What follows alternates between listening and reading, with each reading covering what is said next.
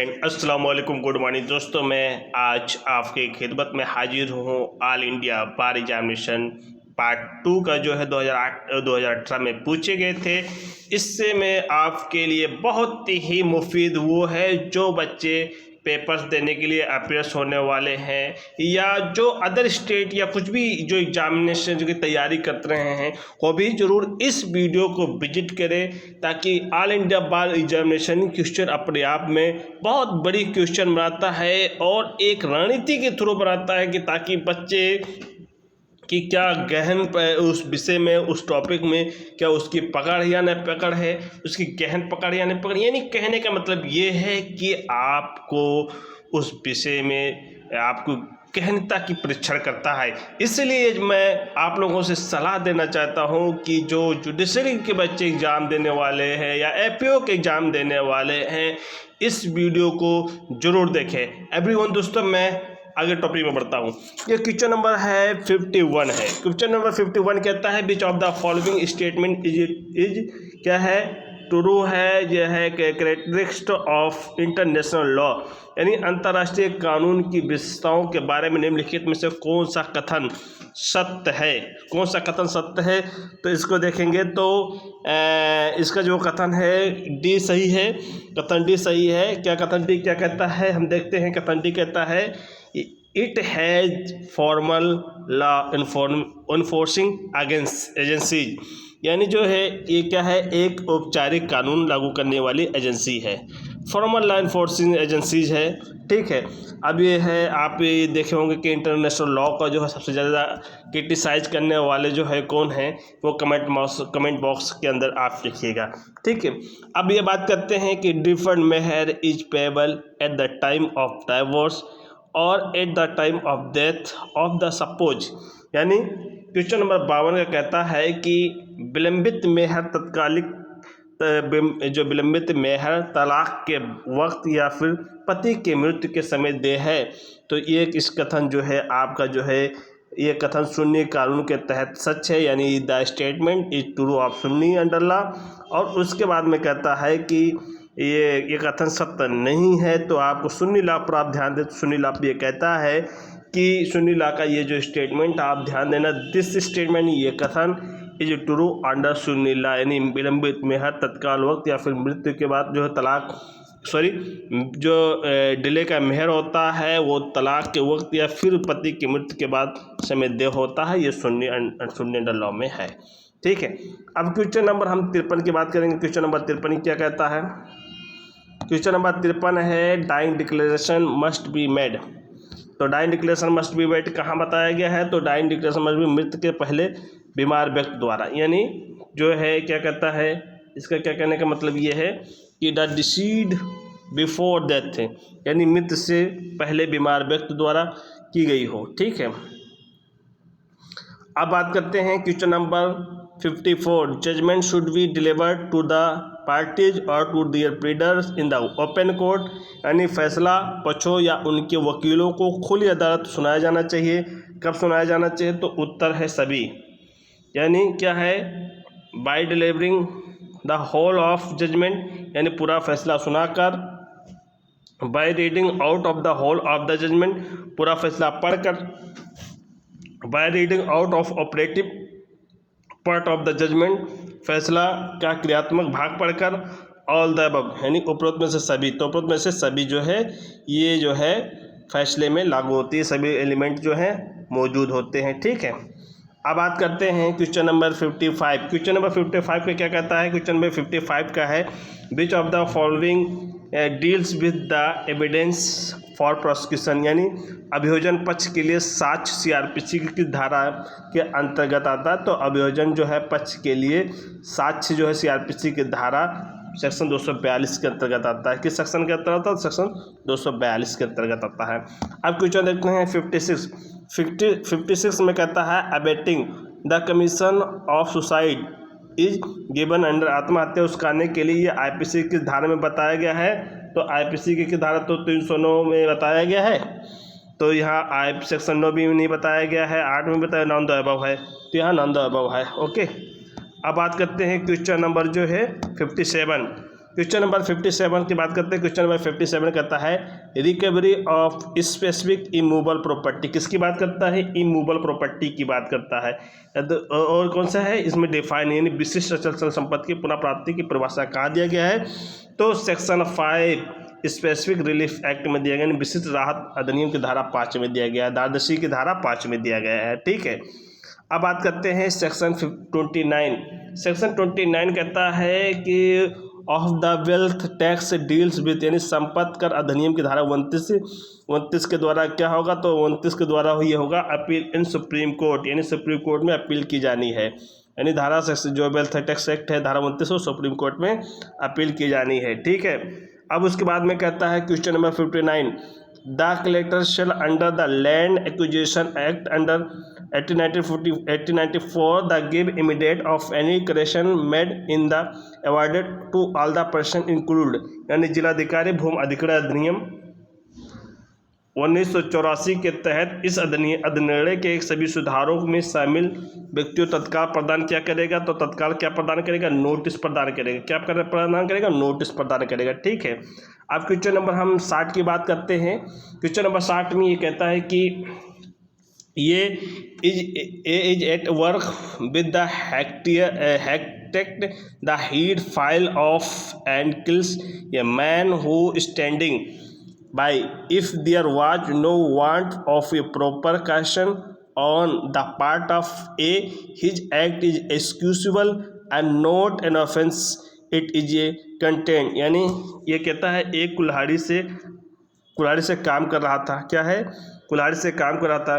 कुल्हाड़ी का जो है सिरा कुल्हाड़ी का जो सिरा है उड़ जाता है और पास खड़े हुए एक आदमी की जान चली जाती है। एक के हिस्से के उचित सावधानी बरती नहीं जाती है, यानी जो ए है वो क्या है, उसको क्या है, उचित सावधानी नहीं बरतता है, तो उस कार्य के माफ़ी योग्य है, अपराध नहीं है, किस धारा में निहित है? यानी इससे जो है किस धारा में निहित है? तो सेक्शन 80। किस धारा में है? सेक्शन 80 IPC यानी इंडियन पेनल कोड धारा। ठीक है, अब बात करते हैं हम क्वेश्चन नंबर में बात करता हूँ 61 यानी 61। कहता है Delhi domestic working women firm versus union of India 1955 supreme court 14 in this PIL which issue was expose before the court. यानी दिल्ली जो है घरेलू कार्य महिला फर्म यूनियन ऑफ इंडिया द्वारा इस जनहित याचिका में अदालत के सामने क्या मामला आया था? तो इसके अदालत का मामला था the PIL of some domestic maid who were sexual assault by army man. यानी यह कहता है कि कुछ घरेलू नौकरानियों की दुर्दशा जिन पर सेना के पुरुषों द्वारा यौन उत्पीड़न किया गया है। यानी जो है घरेलू नौकरानियों की दुर्दशा जिन पर सेना के पुरुषों द्वारा यौन उत्पीड़न किया गया है, इस केस से संबंधित है। आपको याद रखना है कि दिल्ली घरेलू कार्य महिला फर्म बनाम यूनियन ऑफ इंडिया 1995 में एक जो है PIL दाखिल की गई थी अदालत के सामने। तो अदालत ने कौन सा मामला आया था? तो कुछ घरेलू नौकरानी की दुर्दशा जिन पर जो है सेना के पुरुष द्वारा यौन उत्पीड़न किया गया था। ठीक है, अब बात करते हैं क्वेश्चन नंबर 62 बात करते हैं which chapter of cyber crime यानी cyber law. Which chapter of cyber law provided the legal recognition to digital signature, यानी डिजिटल सिग्नेचर कहाँ बताया गया, किस चैप्टर में बताया गया है? साइबर कथन के में कौन सा अध्याय डिजिटल हस्ताक्षर के बारे में कानून की मान्यता प्रदान की गई? तो चैप्टर 3 में बताया गया। कहाँ बताया गया है? चैप्टर 3 में बताया गया है। ठीक है, अब बात करते हैं कि जो है 63 the FIR gives information of FIR क्या जानकारी देता है? तो उत्तर है FIR the commission of A cognizable offence crime. ठीक है, इसमें क्या है कि एक संज्ञेय अपराध का आयोग होता है। ठीक है, अब बात करते हैं कि 64 की बात करते हैं। तो 64 में कहता है control over subordinate court shall be vested in the in the यानी अधीनस्थ अदालतों का पर नियंत्रण अधिकार किसको है, तो अधीनस्थ न्यायालय पर अधिकार जो है हाई कोर्ट है, हाई कोर्ट के बाद में है कोर्ट ऑफ सेशन है, डीजे कोर्ट है।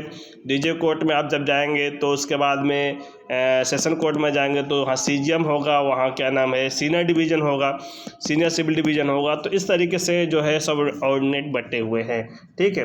अब बात करते हैं कि क्वेश्चन नंबर 65, एक मिनट, क्वेश्चन नंबर कौन सा है ये, ओके। क्वेश्चन नंबर 65 की बात करते हैं। 65 के बाद सेक्शन 34 ऑफ सीपीसी प्रोवाइडेड, यानी धारा 34 क्या प्रावधान करती है, तो धारा 34 जो है यानी न्यायालय द्वारा लागू किए गए जुर्माने की राशि, यानी payment of fine impose by the court, ठीक है। अब बात करते हैं कि क्वेश्चन नंबर 66, यानी क्वेश्चन नंबर 66 में क्या कहता है कि any question suggestion the answer with the person putting is expected to receive is call, यानी किसी भी प्रश्न का उत्तर देने वाला कोई भी सवाल जिस उस व्यक्ति को प्राप्त करने की अपेक्षा करता है, ये क्या कहलाया जाता है।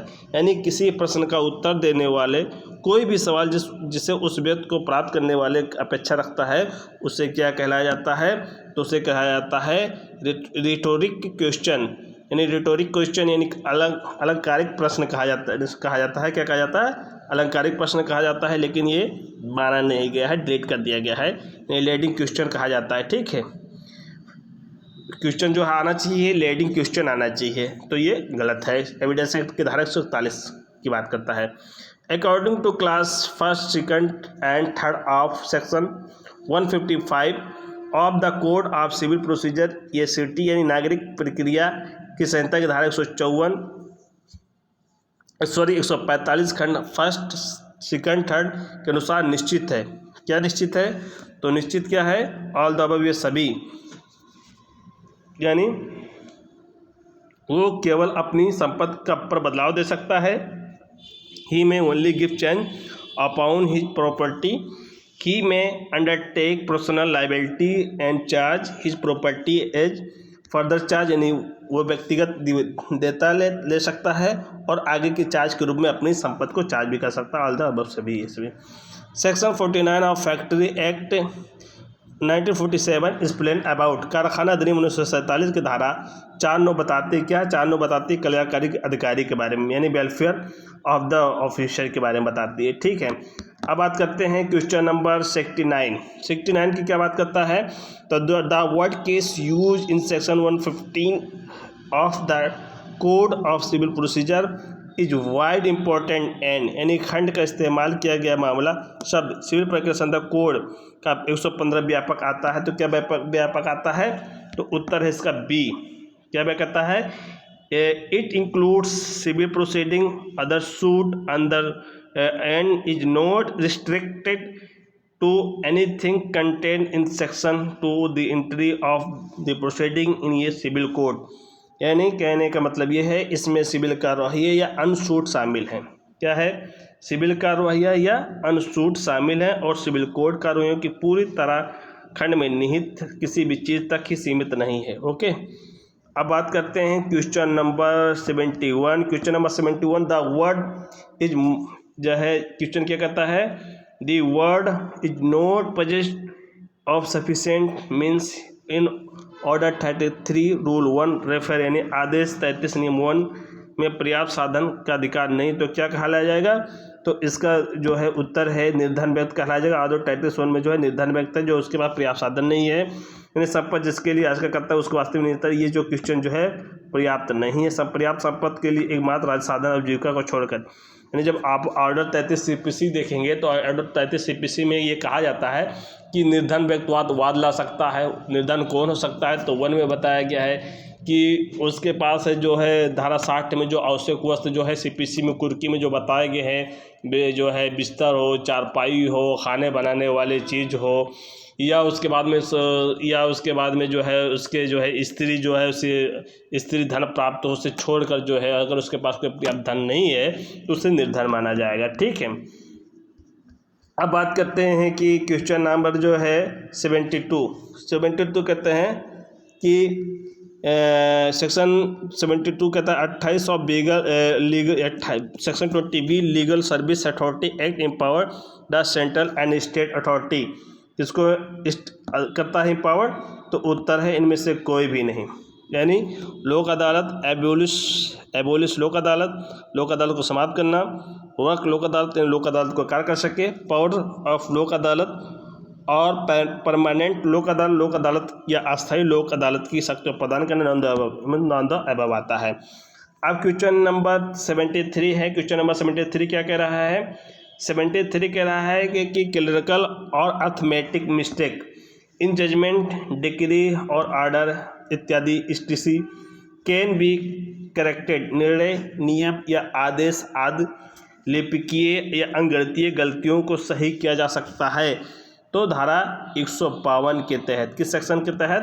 धारा 152 अंडर CPC 152 के अकॉर्डिंग। ठीक है, अब बात करेंगे कि क्वेश्चन नंबर 74 कह रहा है कि any confessional statement by the accuse given to the magistrate, यानी दोषी द्वारा मजिस्ट्रेट द्वारा को दिया गया बयान क्या होगा? एडमिसिबल होगा, यानी स्वीकार्य होगा। क्या होगा? एडमिसिबल होगा, स्वीकार्य होगा। ठीक है, अब बात करते हैं क्वेश्चन नंबर 75, यानी सुप्रीम कोर्ट है decided in the Kesavananda Bharati versus state of Kerala that, यानी उच्चतम न्यायालय ने केशवानंद भारती बनाम केरल राज्य का फैसला लिया गया था। किस मामले में लिया गया था? तो उत्तर इसका जो है सी है, parliament can amend any provision, parliament कोई भी जो है संविधान में संशोधन कर सकती है।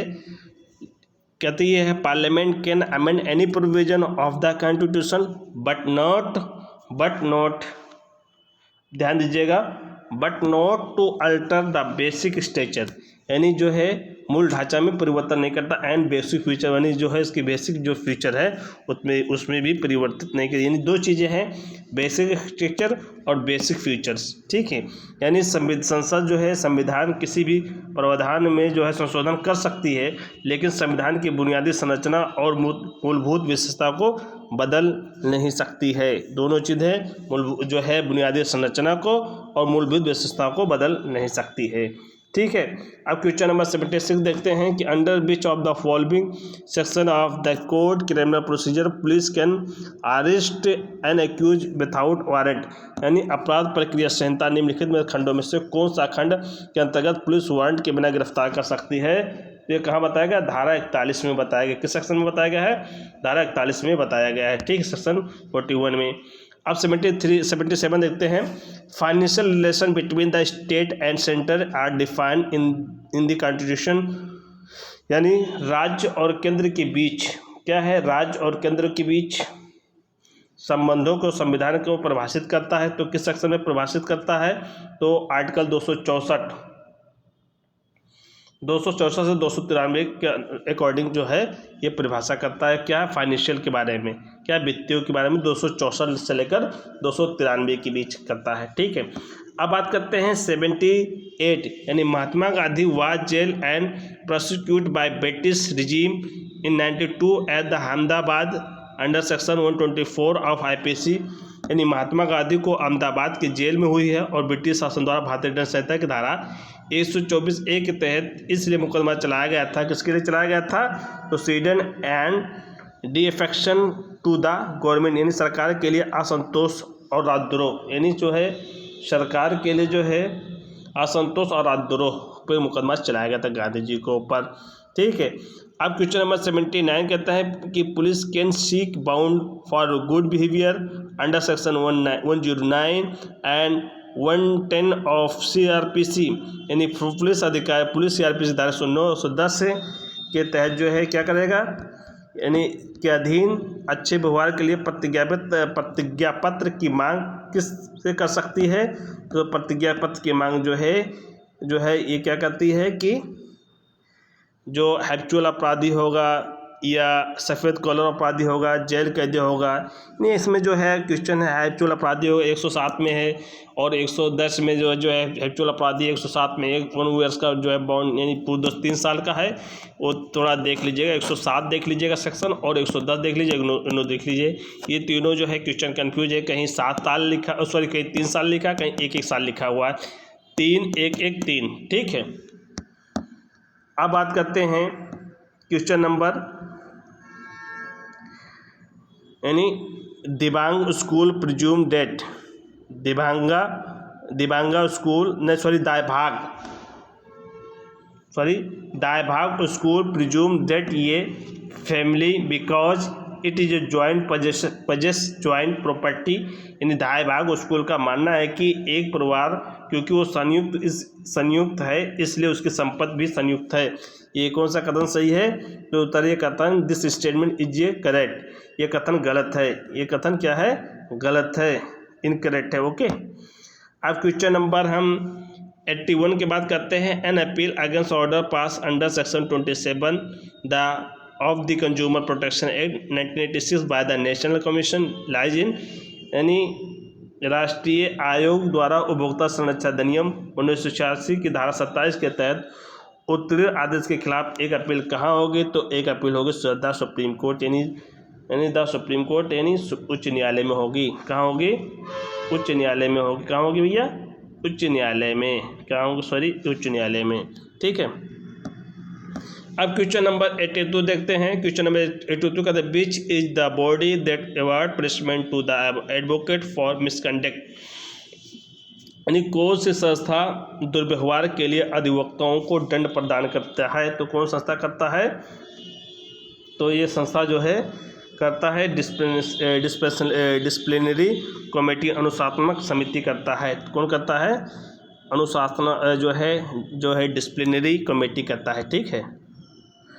अब बात करते हैं part 3 of arbitration and cancellation act 1996 formalise, मध्यस्थता समझौता अधिनियम 1986 के भाग 3 के औपचारिक रूप से क्या करता है?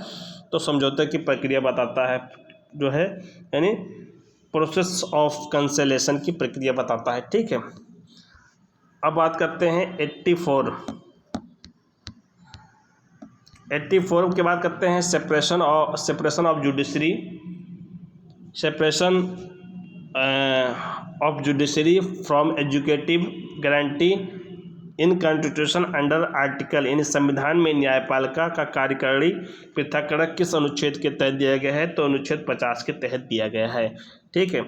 अब बात करते हैं क्वेश्चन नंबर 85 में क्या कहता है कि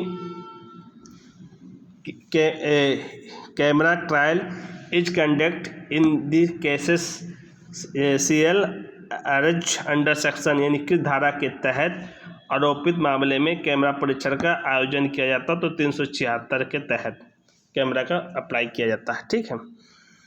अब बात करते हैं क्वेश्चन नंबर 86 में क्या कहता है कि इन द टोट of conspiracy the purpose of combination must be to, यानी षड्यंत्र के पतन में संयोजन का उद्देश्य क्या होता है? तो संयोजन का उद्देश्य जो है क्या होता है? तो इस क्वेश्चन को है जो है डिलीट किया गया है, ठीक है, क्वेश्चन को डिलीट किया गया है। क्वेश्चन नंबर 87 क्या कहता है? Cancellation of instrument is mention, साधनों का निस्तारीकरण किस धारा में दिया गया है? तो सेक्शन 8 से लेकर 25 तक स्पेसिफिक रिलीफ एक्ट, यानी धारा निर्देश अनुतो अधिनियम 8 से 25 तक बताया गया है। अब आता है क्वेश्चन नंबर 88 क्या कह रहा है? Unfair labour practice by the employers, नियोक्ता और अन्यायपूर्ण श्रम का अभ्यास कहाँ होता है? तो कौन सा क्वेश्चन बताया गया? इसका उत्तर जो है ऑल द अबव, यानी ऑल द अबव बताता है। तो ये क्या कहता है कि उत्पीड़न यानी विक्टिमाइजेशन और उत्पीड़न कहता है।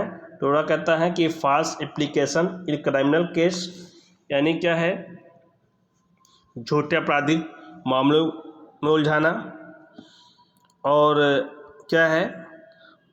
Utter allegation of absence without leave, बिना छुट्टी के लिए अनुपस्थिति के झूठे आरोप उपरोक्त में सभी। क्वेश्चन नंबर 89 89 ये कह रहा है कि ए suit for compensation for fast imprisonment the period of limitation is, यानी झूठे कारावास के लिए, मुआवजे के लिए एक वाद दर्ज करने की अवधि सीमा क्या होगा।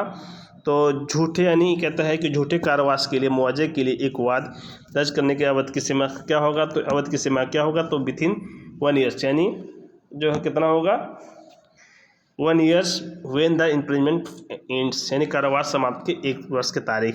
ठीक है, अब बात करते हैं question number 19, rule of law is define. कहाँ है, किसने किया रूल ऑफ लॉ डिफाइन, तो AYDC ने किया। किसने किया है, AYDC ने किया है। ठीक है, अब बात करते हैं विच is the time prescribe for filing an FIR दर्ज करने के लिए क्या समय सीमा निर्धारित की गई है। तो FIR समय सीमा की कोई समय सीमा निर्धारित नहीं की गई है। क्या है, कोई समय सीमा निर्धारित नहीं की गई है। No time limit is specified. ठीक है, अब बात करते हैं question number 92, which of the following is true rules framed by supreme court with reference appeal to, निम्नलिखित में से कौन सर्वोच्च न्यायालय द्वारा अपील के संदर्भ में तैयार किए गए नियम के बारे में सच है। तो सिविल प्रक्रिया कोड धारा 4 के भीतर विशेष कानून के तहत, और 1 मिनट 92 1 मिनट मित्रों, 92 क्वेश्चन के आगे मैं स्कैन नहीं कर पाया हूँ। अब नेक्स्ट टाइम मैं आपको स्कैन करके बताऊँगा। जब तक के लिए आप हमारे साथ बने रहें। थैंक यू, गुड बाय, अल्लाह हाफिज।